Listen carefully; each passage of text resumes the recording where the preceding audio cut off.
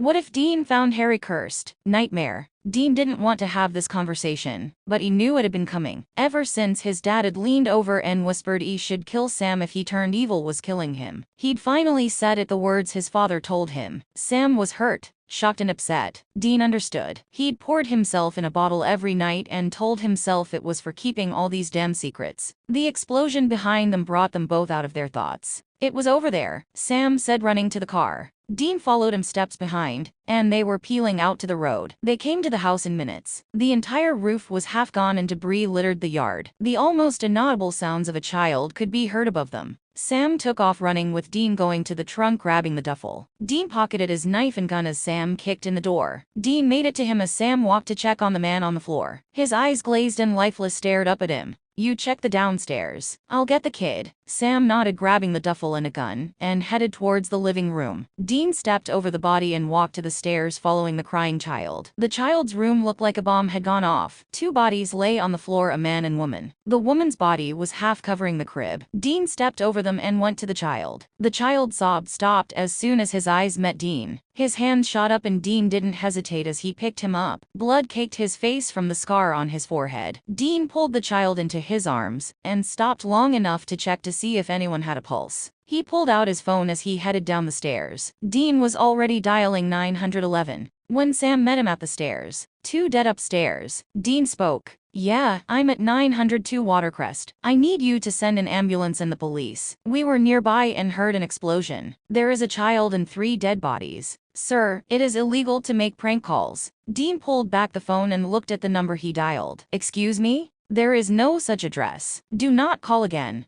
Dean looked to Sam when he heard the woman hang up. What? Sam asked, confused. She told me not to prank call again and hung up. What? She said there is no such address. Sam walked out to the door which had the address listed. What is going on? I don't know. Let's get his stuff and we will go to the police department. This is all the fuck we need. Sam nodded and went upstairs, putting clothes and toys into a bag. Dean walked to the kitchen and got a cloth and wiped the blood away from the child's face. The child watched him but didn't start crying again. We will get you someplace safe. You okay there, big man? Dean spoke quietly as he washed his face and grabbed a bottle from the counter. The bottle was still warm. He gave it to the child and headed to the car to wait for Sam. There is no car seat or anything in the house. Sam spoke as he slid in the driver's seat. Dean only nodded and continued to feed the child. They found the police department and Sam went inside while Dean waited. Sam walked up to the front desk and found a desk sergeant. Hi, I'm Ted Nugent. I was traveling with my brother, and we heard an explosion at 902 Watercrest. We went over hoping we could help. We found a child and 3 people dead. We tried to call 911 and were hung up on. We took the child with us. He is in the car outside. Something came over the man's face. Sir, it is a very serious crime to make false statements and reports. You should leave or I will arrest you. This is your last warning. Sam stood confused, mouth open, as he watched the man stand and unclip his gun. Sam didn't wait and walked out of the station. What the hell was going on, he thought. Sam walked back to the car and slid in.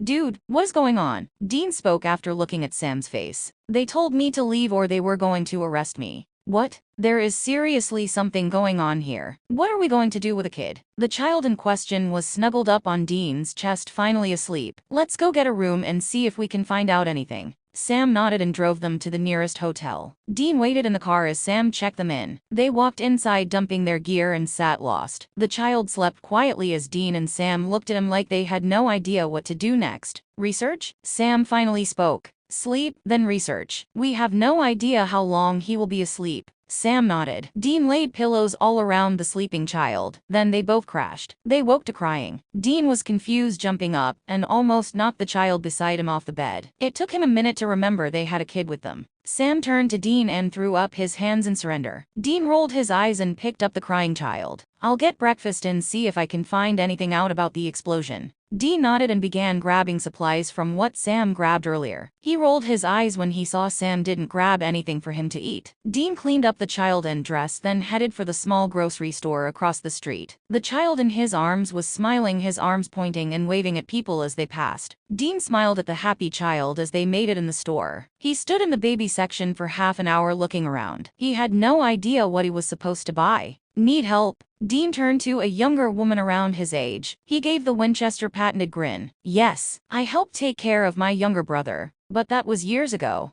Your son? Dean looked down to the child that was chewing on his fist staring at him. Just found out about him. I don't know where to start. The woman studied him. She moved walking to the child and pulled out his fist and looked at his gums and teeth. Baby food. He should be able to drink milk also. Dean nodded and sat the child in the basket and began dumping baby food into the buggy. Thank you. She laughed, grabbing several things off the shelf she thought he would need and added them to his buggy. Good luck, she whispered before sauntering away. Dean grabbed a few more things, then headed back to the motel. He had the child sitting on the table in front of him feeding him something resembling bananas as Sam walked in. Nothing, no one is speaking about the explosion or the accident, and you need to see something. Sam was breathing hard like he'd been running. Dean cleaned up Harry as they packed up and walked to the car getting in. Sam was nervous, and Dean knew whatever it wasn't good. Neither spoke as Sam drove them back to the house. The house looked the same as it did last night, but now a wooden sign was in the front yard. Residence of Lily and James Potter. Lily and James Potter, along with their son Harry James Potter,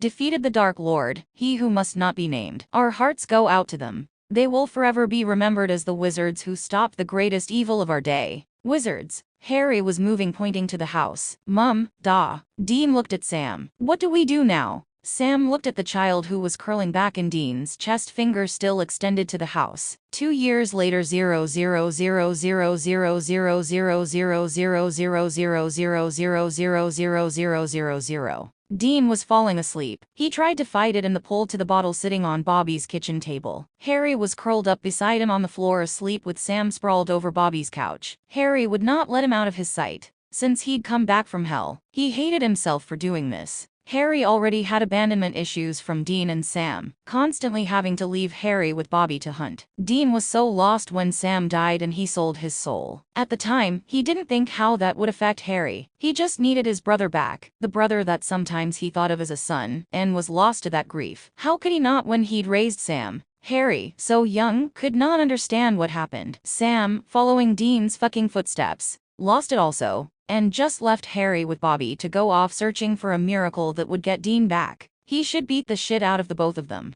Harry was what mattered. When had he lost sight of that? Dean stared down at the child that had a death grip on his shirt. This child deserved better. He couldn't keep his eyes open any longer. Castile stood waiting for him in the kitchen. Dean. Dean looked down to the beautiful raven child, and slowly stood up and walked in the kitchen. What do you want? Excellent job with the witnesses. Castile spoke arrogantly, making Dean want to beat the ever-loving shit out of him. You were hip to all this? I was made aware. Castile's eyes were looking at Harry on the floor. Dean moved, blocking his view from Harry. It was bad enough Harry had been here when the ghosts attacked. They'd barely kept him from being killed. Thanks for the angelic assistance. I almost lost my son. I'm not here to perch on your shoulder. Castile's eyes flicked back to Harry. We had larger concerns. Dean stopped, looking back to Harry. Why are you looking at him? Castile stopped looking at Dean, then walked around him to Harry. Dean moved, shoving himself forcefully in front of Castile. I don't know what the hell you want from me or your boss, if he is real, but you will leave my son out of his. Do you understand? Castile looked at him. He moved, getting too close for Dean's comfort. There is a God. Something is wrong with that child. What do you mean something is wrong with him?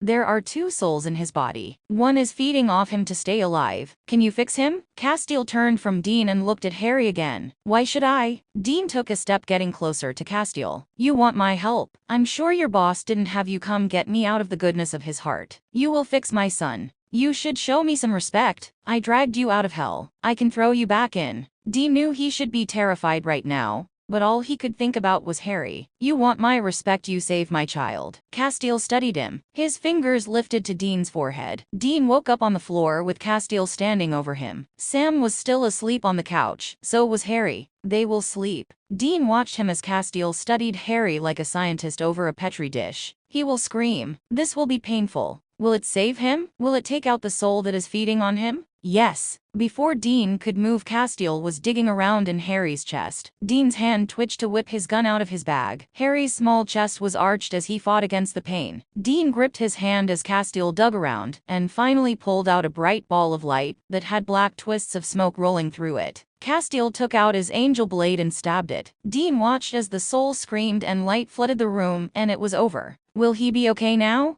Harry jumped up between them and looked at Dean and Castile. Dad, you okay? Harry sat up, but he turned from Dean and was looking at Castiel. His little hand reached out and began to grab at the air. Castiel froze. What's wrong? Dean asked, trying to grab Harry away from the angel he still didn't know if he could trust. He grabbed my wing. What? Harry broke into peals of laughter. Dean picked him up and stood. Castiel followed. It seems my grace has affected him. Excuse me? Castiel reached over and put his fingers to Harry's forehead. Dean wrenched him away. What are you doing now? He has grace inside of him. Will it hurt him? Castiel was stepping closer to examining Harry. I don't know. You don't know? Dean roared and had Harry flinching below him. Dean moved Harry, strapping him on his hip. Harry smiled, then up at Dean. Dean couldn't hold back the smile. Harry turned to Castiel. Castiel glared at Harry. Harry's arms went up for Castiel to grab him. Castiel took a step back. What is he doing? Dean looked at the angel that was frightened by the love of a child. Wanting you to hold him.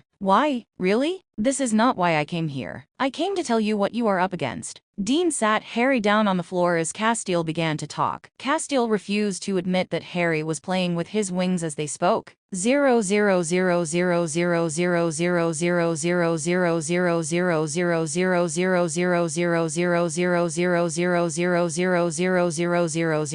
00000000000000000000000000000000000000000000000000000000000000000000000000000000000000000000000000000000000000000000000000000000000000000000000000000000000000000000000000000000000000000000000000000000000000000000000000000000000000000000000000000000000000000000000000000000000000000000000000000000000000000000000000000000000000000000000000000000000000000000000000000000000000000000000000000000000000000000000000000000000000000000000000000000000000000000000 thinking bringing him here? Dean roared as they slammed the door. Dean, Sam and thinking bringing him here. Dean roared as they slammed the door. Dean, Sam and Ruby watched as Castiel and Uriel walked into the now broken door. Dean was relieved he saw Castiel. We've come for Anna. What? Sam asked, confused. She has to die. Harry ran out of the room then. Everyone froze. Dean tried to grab him as he ran by, but he was quick and slammed into Castiel's legs. Uriel looked angry. Castiel looked constipated and confused. Pretty wings. Want to fly. Dean was moving, trying to grab Harry. He scooped him up, sliding him behind Sam's legs, and stood in front of them. Dean didn't know what to do at this point. He trusted Castiel, but didn't trust Uriel. Anna is an innocent girl. She is far from innocent. Castiel was pulling himself out of his confusion. Uriel moved to grab Ruby and threw her against the wall. Castiel was moving to Sam. Dean pushed at Castiel's chest. Uriel groaned, and they watched as he was taken from the room. Then Castiel followed. Harry screamed as he watched Castiel being taken. Dean and Sam checked on Harry, then went in the room to check on Anna. Harry was still crying as they wrapped up Anna's wrist. What did you do? Dean asked, watching Harry walk to him as he looked at the ruins on the mirror. Did you kill them?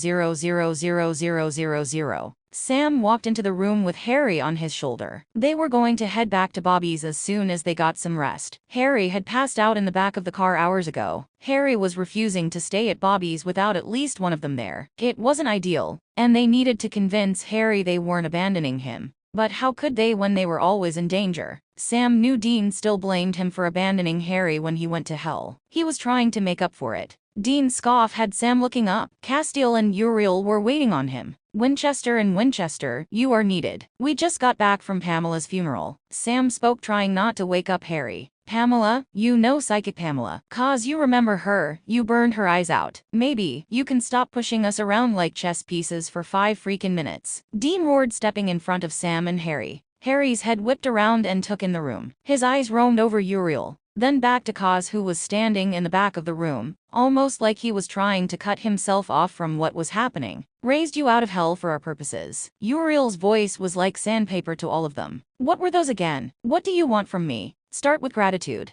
Dean, we know this is difficult to understand. Kaz finally spoke. Harry began to fight Sam to be sat down. Sam ignored him. And we don't care. Uriel's voice pulled Kaz back to staring into the room, again upsetting everyone in the room. 7 angels have been murdered. The last one was killed tonight. Demons that have the juice to ice angels must be out of our league, right? Harry jerked as Sam spoke. Sam finally sat Harry down. Harry ran to Castiel and jumped on his legs, demanding to be picked up. Dean was watching Castiel look down at him with a mild look of confusion, and something else that Dean had not seen from the angel yet, longing. We can handle demons. Uriel sneered at them. Castile finally picked Harry up. He stood holding him out for a second. Each looked at each other with a look of perusal. Harry opened his arms, and Castile moved, sitting him on his hip like he'd seen Dean do many times before. Castile moved, walking to Dean, and ignored Uriel, who was looking at the scene like he was watching Castile play in filth. We have Alistair, but is Will and strong. We have arrived at an impasse.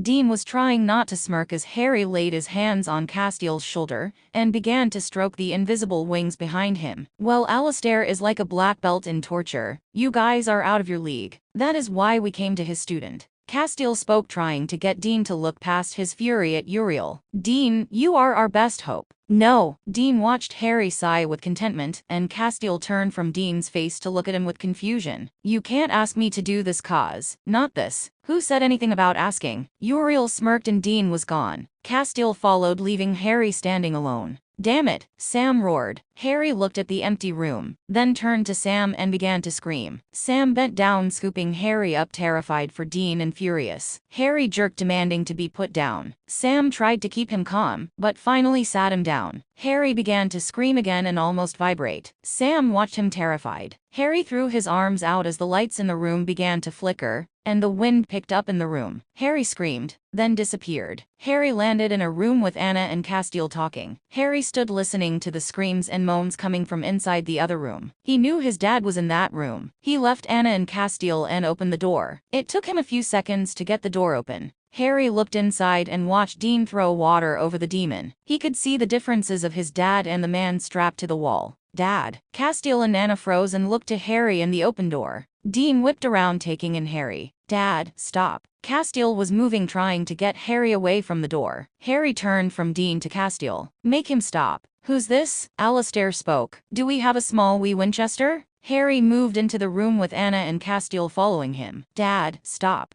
Dean was still frozen, looking around the room at what he had begun. He dropped the knife and moved to Harry. He dropped to the floor and Harry ran into his arms. Dad, let's go. Castile moved to them. Harry flinched from him and Anna. This is bad. Castile studied Harry and Dean as he was almost folded in on himself. Anna moved, grabbing Dean's arm, and began to pull him from the room. Harry looked back to the demon and saw him step down from the devil's trap. Alistair moved to Harry. Alistair slammed into an invisible shield. Castile moved, slamming the demon blade into Alistair. Alistair laughed as everyone turned to him. You should really talk to your plumber. Harry moved, taking a step to Dean. Dean jerked him off the ground and ran into the other room as Alistair began to fight with Anna and Castile. Castile flew through the wall, followed by Anna. They stood up, running back at Alistair. Dean moved, trying to get back to the demon blade Alistair had thrown on the floor. Sam ran through the door, slamming Alistair into the wall. Harry ran to Castile and jerked on his trench coat. Castile picked him up automatically as they all sat terrified as Sam tortured Alistair with the power of his mind. Harry watched it all with Castile. Castile's hand was gripped around Harry, trying to shield him. Anna was standing next to Dean, trying to keep him from stopping Sam. Sam killed Alistair and everyone froze. Harry grabbed a handful of feathers and watched Sam. Harry moved closer to Castile's ear.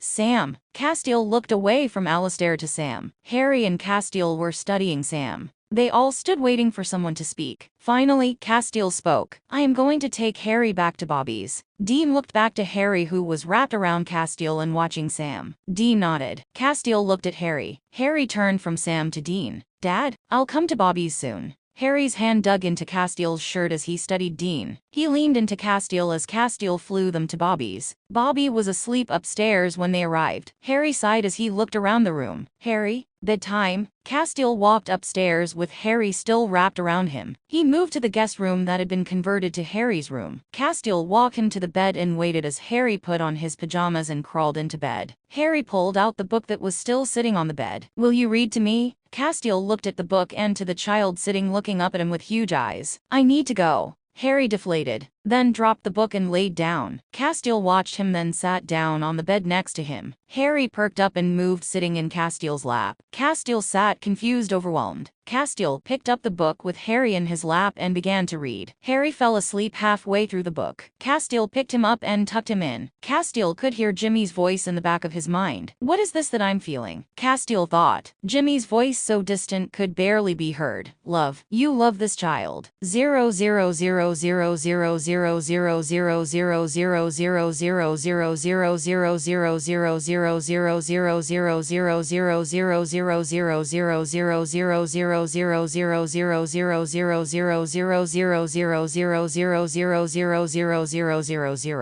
Harry walked in the door with Bobby. They'd just got back from seeing his dad and Uncle Sam. Everyone was worried. Sam had killed Lilith, and Lucifer was now out of hell. Bobby was on full research mode. Harry had started to learn to read, and Bobby was beginning to teach him a few words in other languages. Harry walked upstairs to his room and sat on his bed. Castiel was dead. Dean had sat him down and told him Castiel was never coming back. Harry felt the tears run down his face. He felt so small. He loved Castiel, and now he was gone like his dad had left him when he was taken to hell. He heard wings and looked up. Castiel was standing in the room with him. Dad said you died. Castiel walked to him and put his hand on Harry's chest. Harry almost fell over when he felt Castiel use his grace on him. What? I carved your ribs to keep you safe. Are you going to leave again? Castiel sat beside him on the bed. I need to find your father. He doesn't know I'm alive. Harry nodded and leaned into Castiel. Will you be my mom? Castiel flinched. Why? You come and check on me. You read me stories and make sure I'm okay when Dad is gone. Your grace is inside me. That makes some of me yours. Will you be mom? Castiel leaned over and picked Harry up and sat him in his lap. If that is what you want. Mom, Harry muttered and pulled out a book from the shelf. Will you read me one book first? Castiel picked up the book and began to read.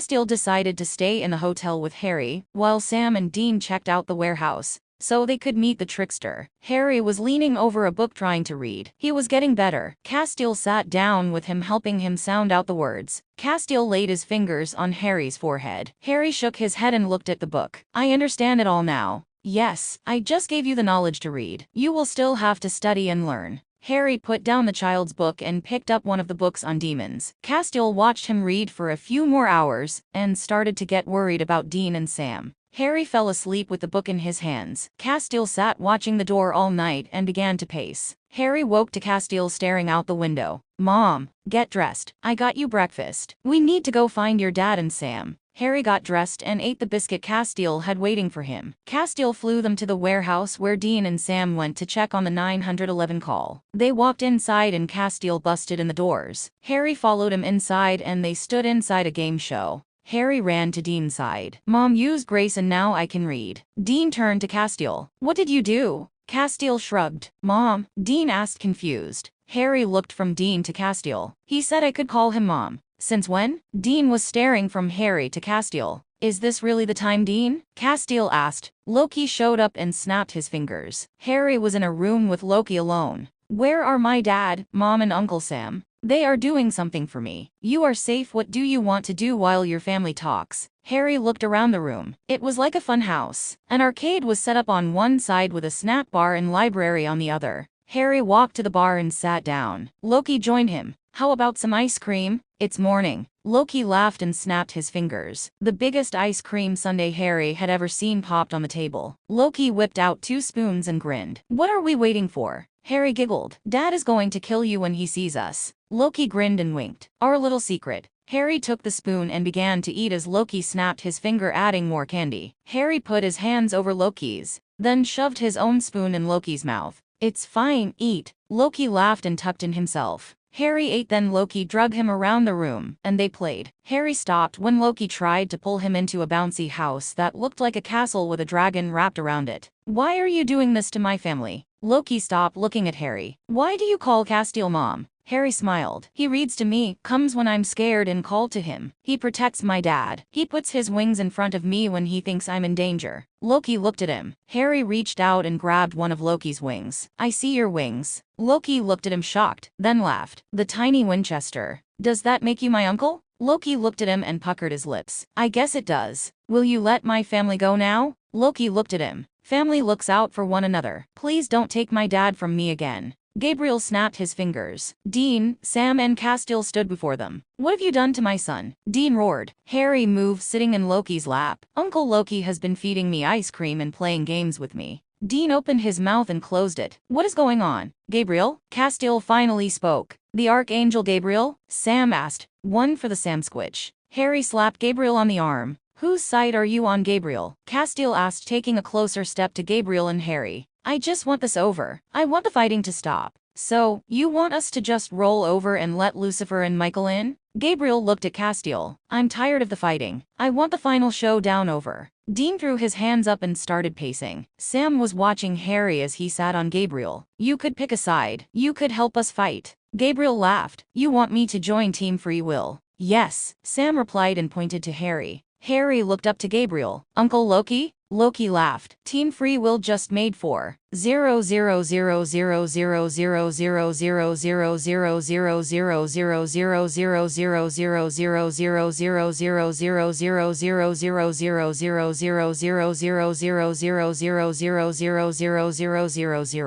Dean was on a tangent. There was nothing Harry could do. He'd been reading books with Bobby trying to find another way to stop the apocalypse. It was not working. Harry watched his dad and knew he was seconds away from screaming yes at the sky and demanding Michael in. The only thing that was keeping him from losing it was him. Harry had caught the look in his eyes and knew he was the only thing holding him back. Gabriel and Castiel were at their wits' end. Castiel dropped, hitting the floor. Gabriel was leaning over, his hand slamming into his forehead. Harry watched them stand, then looked to one another and were gone. Harry stood panicked. Dean paced while Harry stood fighting off whatever was inside him. It was overwhelming, the power he felt. He couldn't fight the small outbursts that snapped out, sending books and papers off the shelves. Sam ignored the outbursts and collected the items as Harry fumed, watching his dad pace. Castiel and Gabriel returned. Castiel slung the body hanging over his arms to the couch. Sam and Dean walked over and froze. Harry moved, sitting on the couch beside the body. Who is it? Gabriel asked. It's our brother. We have to hide him. Castiel moved, slamming his hand into Adam's chest. Adam jumped off the couch and stared around. Harry moved, getting in his face. Hi. Adam looked around the room confused. Who are you? I'm your nephew, Harry. You are? Adam couldn't help smiling at Harry's enthusiasm. So, I guess you would be Sam and Dean. You know about us? Sam asked. The angels told me. Dean snorted. Want to take a shower? Adam looked down at the mud caked all over him. Yeah. They all waited as Adam showered and joined them. Harry was bouncing on the couch, watching everyone argue over what was going on. He'd pulled out another old tome and was flipping through it. This one was in Japanese and he could barely read it. Bobby had just started teaching him. Adam walked back in and joined Harry on the couch. Harry pushed the book away. Adam looked at the tome and raised an eyebrow, but didn't say anything. Harry grinned. I can read. How are you alive? Sam asked. I was in heaven, and some angels asked me to come back and fight the devil with Michael. Look, I know you don't know us or trust us, but you can't say yes to Michael. Sam spoke after looking at the face Dean was making. Castiel and Gabriel were exchanging looks. Harry was watching Castiel, knowing Castiel was trying not to say something to Dean. Why should I trust you? Sam opened his mouth to speak. Harry interrupted him. The angels can't be trusted. They let the seals fall. Adam turned to Harry. How old are you? Almost 5. How do you know any of this? Shouldn't you be in preschool? Harry laughed. Have you seen my family? Look around, Uncle Adam. Castiel and Gabriel are angels and my dad and uncles are hunters. Do you think I should play with blocks and drink juice boxes? Adam stared at him, amazed and confused. Gabriel started to laugh. He moved, picking up Harry off the couch and slung him over his shoulder. The Winchester. Harry screamed before turning into fits of giggles. Loki put me down. Nope. Adam was taking in the scene with a confused stare. Look, I was told I could see my mom. They lie. Dean spoke. Loki, can we go do something? Dad looks. Hey. Dean spoke. Harry giggled again, then whispered. Mom is about to lose it too. Gabriel grinned and turned to Castiel, who was trying to act like he didn't hear Harry. What do you want to do, son? Harry arched his back so he could look up at his dad and grinned. Loki, can we do simulation 4?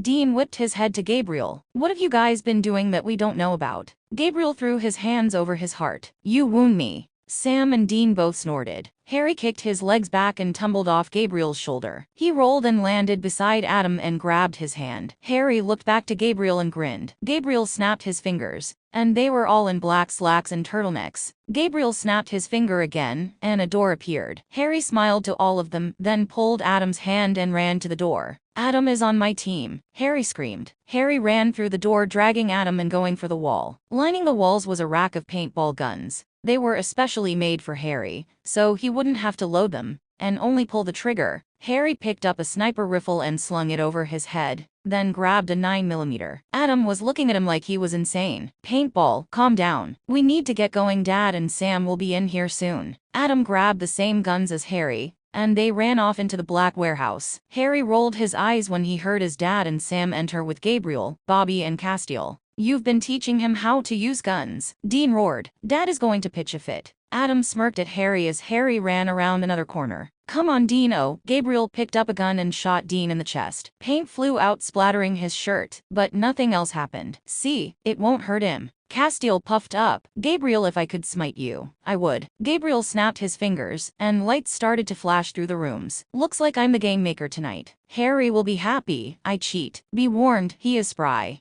Dean and Sam were frowning as they grabbed guns. When the hell did you both start this? Gabriel only winked then disappeared. Freaking angels. Dean turned to Castiel, who was fuming, looking down the corridor. Harry had dragged Adam to the middle of the vast maze. The lights started to flash yellow. Are you ready? Adam nodded, following Harry's direction. Gabriel's voice began to fill up the maze. Welcome, contestants. Points will be given based on kills. Paint shots must be kill shots to work. You will receive extra points for unicorns. If you take a killing blow, your guns will no longer work. Extra points for shooting the opposing team.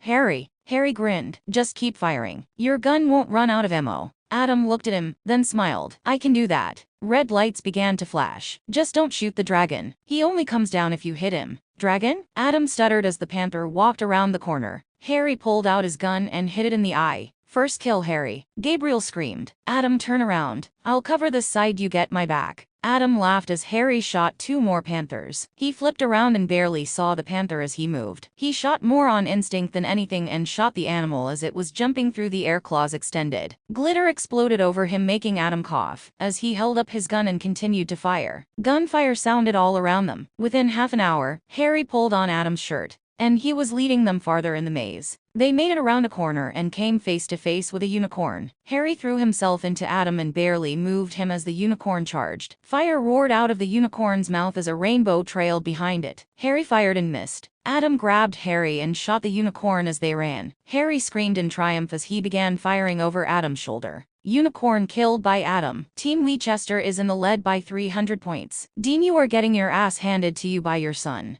Suck it, Dad. Harry screamed as Adam raced around another corner. It took another half an hour for the dragon to appear. Adam and Harry looked up as it swooped down and peered at them but didn't attack. Can I show you a secret? Adam and Harry were both covered in paint spray from where they'd fired so many shots. Adam grinned. Harry lifted his hand to the dragon. His gun picked up and floated into the sky. Harry pulled out the rifle and lined it up. How are you doing that? I'm a wizard. I heard Mom and Dad talking about it. They still think I don't listen behind doors. I've started trying to do stuff when no one is around. I can lift things, and sometimes I can feel something inside of me wanting to lash out when I'm scared or angry. Gabriel doesn't know I do this when I fight the dragon. It's cheating. Are you ready to fire? Adam was looking at the gun floating in the air, but nodded. Harry took the rifle and fired. It hit the dragon in the nose. The dragon's eyes turned to them. 20 shots. Harry screamed. The final boss battle has begun. Gabriel roared. Harry fired off the gun in the air as he used his rifle on all the tiny bullseyes on the dragon. Sam and Dean made it to them, making Adam and Harry run. Sam almost hit Adam, but Harry used his magic and pushed him several feet out of the way. Adam hit the wall hard but smiled back at Harry as he reached down and kept firing at Dean.